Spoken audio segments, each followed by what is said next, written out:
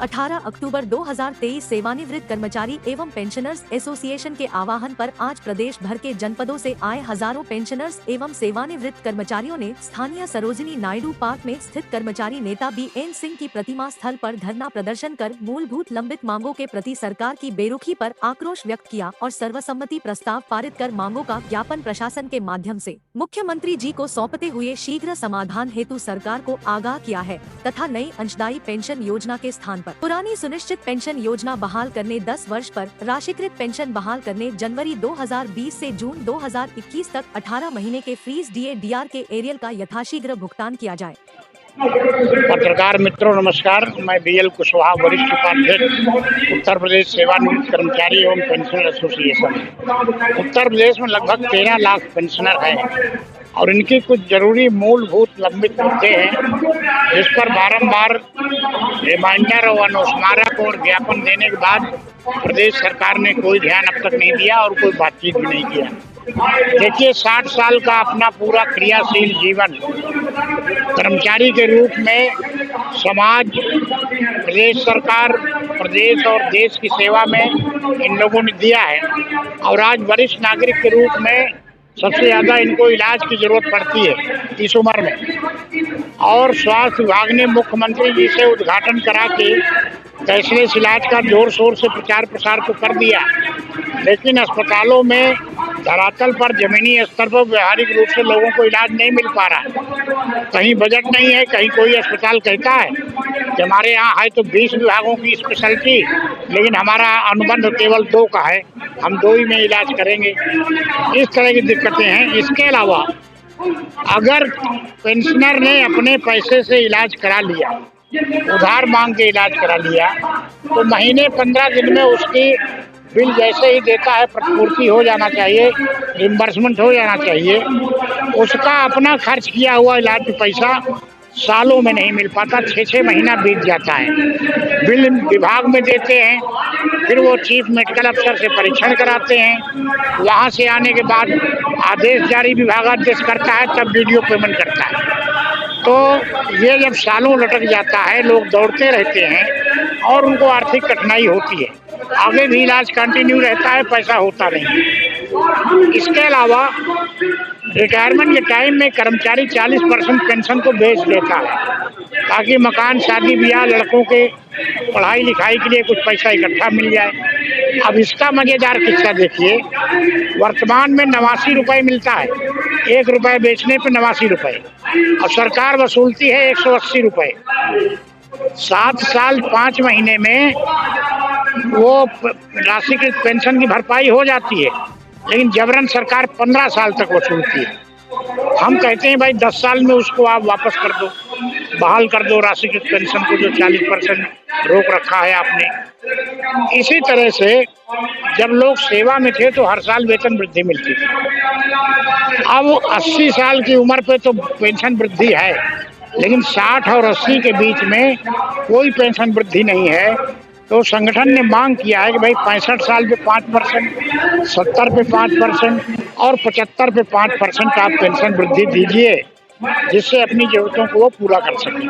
तो ये 1 दिवसीय करना है, 1 दिन का है, आज ही का है। अगर आप मांगों को नहीं मानती है तो अभी अब आगे हम लोग बैठेंगे, कार्यकारिणी की बैठक करके बातचीत करके विचार विमर्श करेंगे कि क्या रणनीति अपनाना चाहिए। हमारी मुख्यमंत्री जी और प्रधानमंत्री जी से अपील है, 60 साल की जिंदगी सेवा में देने के बाद आज वरिष्ठ नागरिक हो गए, तो इनकी उपेक्षा करना ये केंद्र और सरकार के हित में नहीं है। असंतोष अच्छी चीज नहीं है। हाँ बताइए। अगला कदम अपने एसोसिएशन में क्या होगा? एसोसिएशन बैठक करके निर्णय लेंगे। 2024 में वोट की चोट करेंगे। देखिए भाई, ऐसा है, हमारा ये संगठन है तो गैर राजनीतिक, लेकिन असंतोष किसी समाज में हो, चाहे पेंशनर समाज हो, कर्मचारी समाज हो, समाज का दूसरा कोई वर्ग हो, अगर सरकार के प्रति असंतोष है, उनकी बातें नहीं सुनी जा रही हैं, तो ये उनके लिए नुकसान नहीं, सरकार के लिए भी नुकसानदायक है। आज मेडिकल यूनिवर्सिटी में सेवानिवृत्त कर्मचारी एसोसिएशन का मैं महामंत्री हूँ, अमरीश अग्निहोत्री। हमारे वहाँ एक इस समय सबसे ज़्यादा विकट समस्या वो कर्मचारियों को दवाइयों की सुविधा नहीं मिल पा रही है। जो दवाइयाँ हम लोगों को लिखी जाती हैं वो नहीं मिल पा रही है। उसके लिए जो है वो 2 महीने, 1.5 महीने या महीने भर ऐसे समय मिलता है, जबकि बीमारी हमको आज है तो हमको दवाई भी आज ही मिलनी चाहिए। अगर हमको वो 15 दिन बाद, महीने भर बाद अगर दवाई होगी तो उसका कोई उपयोग नहीं है, क्योंकि हम लोग सेवानिवृत्त कर्मचारी हैं, हम लोग पेंशन के उस पर निर्भर हैं। ऐसी सूरत में अगर हम लोगों को दवाई नहीं मिल पाती है तो हम लोगों के लिए अत्यधिक दिक्कत का सामना करना पड़ता है।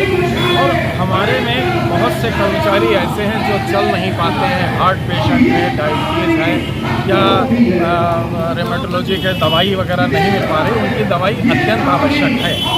और इसके लिए हम लोगों को दौड़ना पड़ता है, कर्मचारियों को दौड़ना पड़ता है, जो ठीक नहीं है। हमारा यहाँ के KGMU प्रशासन से ये उम्मीद है, आशा करते हैं कि वो हम लोगों को जल्दी से जल्दी देंगे, दवाइयाँ की व्यवस्था करेंगे। कम से कम ये है कि 24 घंटे के अंदर, 48 घंटे के अंदर हमको दवाइयाँ उपलब्ध करा दें। यदि दवाइयाँ नहीं हम लोगों को उपलब्ध हो पाती हैं तो हम लोगों को मजबूरन धरने का आयोजन करना पड़ेगा। और ये बहुत हम लोगों के लिए शर्म की बात होगी कि चिकित्सा विश्वविद्यालय जैसे संस्थान में काम करने के बाद हम लोगों को दवाइयों की वजह से, दवाई न मिलने की वजह से हम लोगों को धरना देना पड़ेगा। मैं राजेंद्र कुमार सोनी, सेवानिवृत्त प्रशासनिक अधिकारी, फरवरी 2016 में सेवानिवृत्त हो गया और मैं जिलाधिकारी कार्यालय जालौन से सेवानिवृत्त हूँ। वर्तमान में गोमती नगर विस्तार गंगा अपार्टमेंट में रहता हूँ। आज का जो धरना हो रहा है इसको लेकर क्या कहना चाहेंगे? हाँ, देखिए, हम लोग सेवानिवृत्त कर्मचारी हैं। जो हमारे नए कर्मचारी हैं उनको पेंशन का लाभ नहीं मिल रहा है, और जो चिकित्सा प्रपूर्ण की बात अभी आई आपके संज्ञान में, तो वो कैशलेस कार्ड जरूर बने हैं, लेकिन उसकी सरकारी अस्पतालों में कोई सुविधा नहीं मिल रही है। अभी मेरा गार्ड बेडर का ऑपरेशन हुआ है, 30 मई को मेरा 2 लाख रुपये खर्चा हो गया। मुझे मजबूरी में कहीं से अरेंजमेंट करके और वेदांता ऐसे अस्पताल में मुझे कराना पड़ा। तो ये सरकार की जो नीति है, जो विधायकों को, सांसदों को, पूर्व विधायकों को, MLC को जो सुविधाएँ दी जा रही हैं, हमको क्यों नहीं, हमारे राज्य कर्मचारी को क्यों नहीं?